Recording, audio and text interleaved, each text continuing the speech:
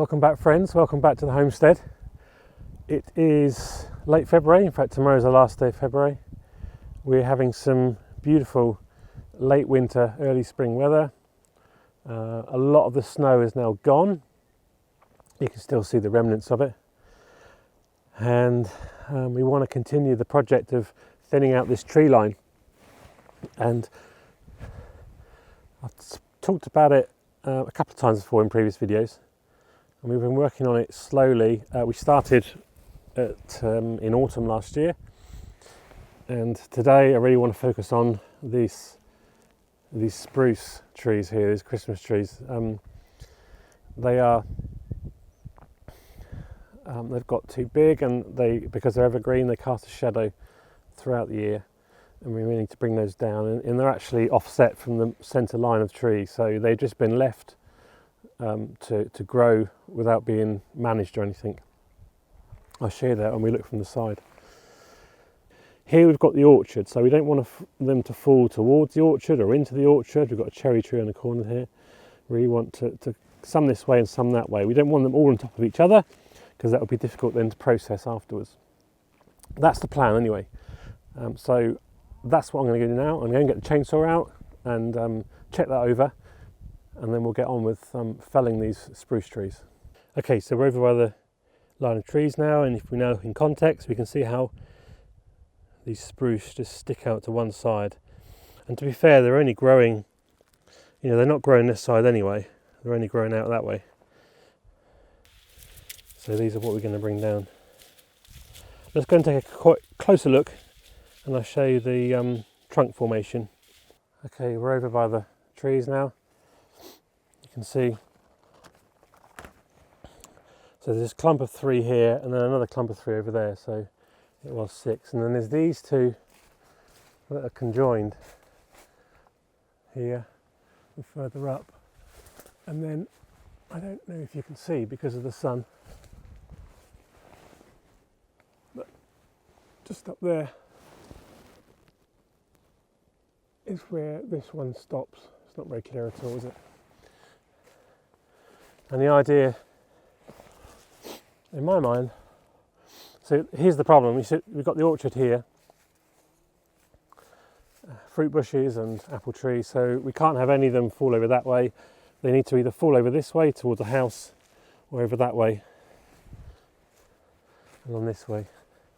So my plan, and it's good to have a plan when you're felling trees, is this clump here will fall that way, and then these ones will fall that way.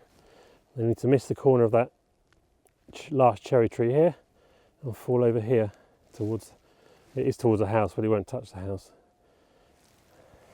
That's the idea anyway. So this is not going to be the easiest cut. We've got these 2 conjoined trunks here, and they're joined in 1, 2, 3 places, and at the base here. We don't know how much they're conjoined here. There's two approaches to this. One is to cut a chunk out of this one to allow us to cut into this one, and that will allow both together to fall together over there. The other is to cut them low at the base. There is a risk that it will split here, but I don't think that's a huge risk, but it's worth bearing in mind.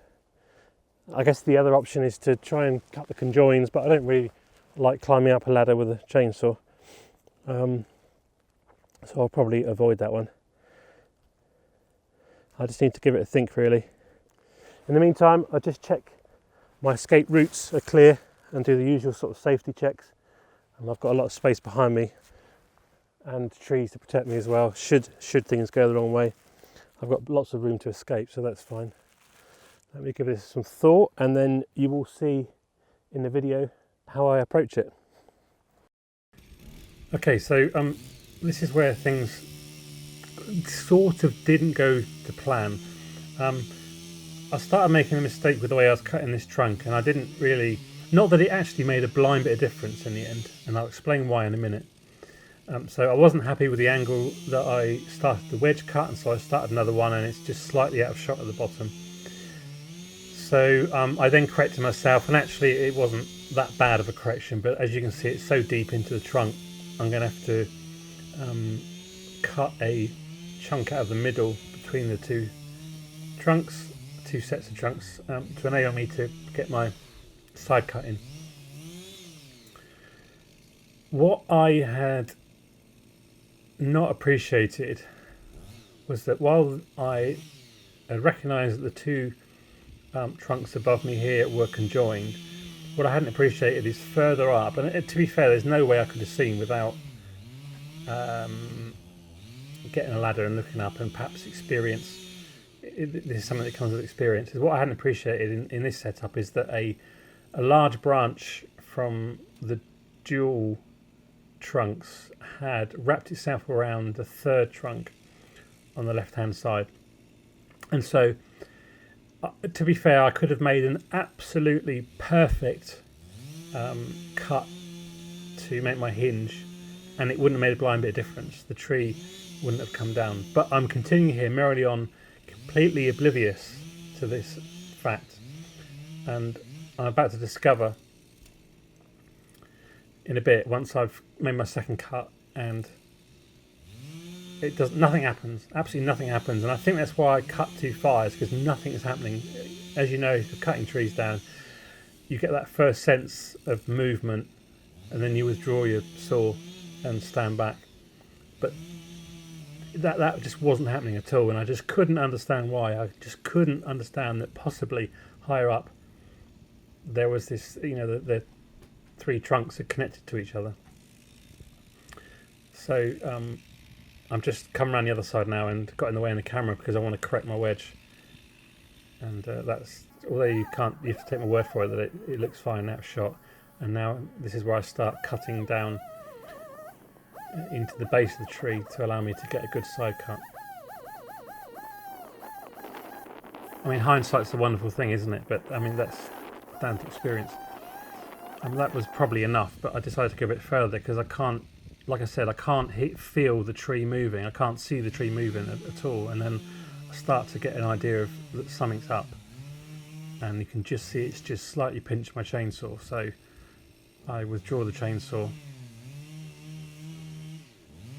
lock it, and then this is when I see what goes wrong. So I start beating the tree with an axe. It moves a couple of inches. The small hinge that I leave is just the small hinge that I've left has broken, and the thing's absolutely stuck. And still at this point, I just assume that it's just got lodged, just gently lodged with some branches. I don't really appreciate what's actually happened. So my next plan is to sling a rope around it and pull it over. Not ideal because you're then in the path of the falling tree, but because I know it's got some friction, because I'm assuming again at this moment it's caught. There's nothing more than it's just simply caught. I'll get a feel for pulling it over, and then I can easily run out of the way around it. As hard as I pull, it's just you can see it's just shimmering here. It's not going to let go. Possibly if I got it higher up, maybe it would come off. I don't know, but there's no way. Of course, it's now, the trunk is now in a position ready to fall. So there's absolutely no way on earth. Only an idiot would climb up on a ladder. And I was quite determined that I wasn't going to appear on the next episode of Idiots with Chainsaws. So the only thing I've got left to do really is I need to fell it the other way and have all the trees collapse on top of each other, which I didn't really want because it's hard, more difficult to process. So I decided to cut the other three trunks and get them out of the way. Start doing that, and then I've got exactly the same problem with the other ones. So I then have to be brave, and I have to cut the third one, and I have to let them all fall down as a trio, and it worked. They fell over perfectly over to the left, and then I've got no choice but to do exactly the same thing with the other set, and they fall over to the right as well. Not an ideal situation, quite a difficult job to do with the way the trunks were, but the outcome was exactly what I wanted. So it's got a good example of having to think on your feet, I suppose. And whatever the outcome, there was going to be a lesson there, and the lesson was learnt. But it was a good outcome. They fell over exactly as I wanted. So I can't really ask for more, really.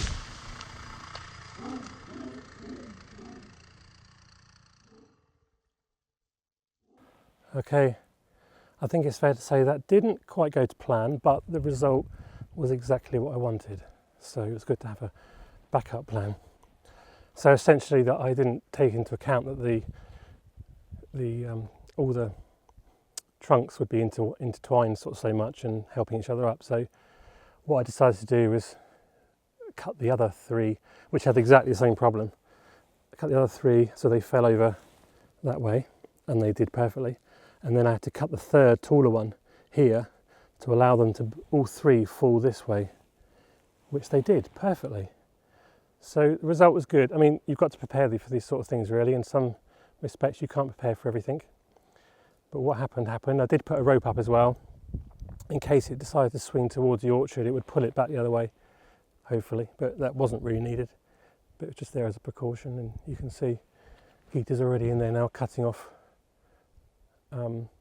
some of the branches. What are we going to do with this? Well, some of it will be firewood, but I'm hoping that the main trunks we'll be able to use for some projects that we've got around the house, such as replacing the well roof and some main structure joists for the chicken enclosure that we're going to build.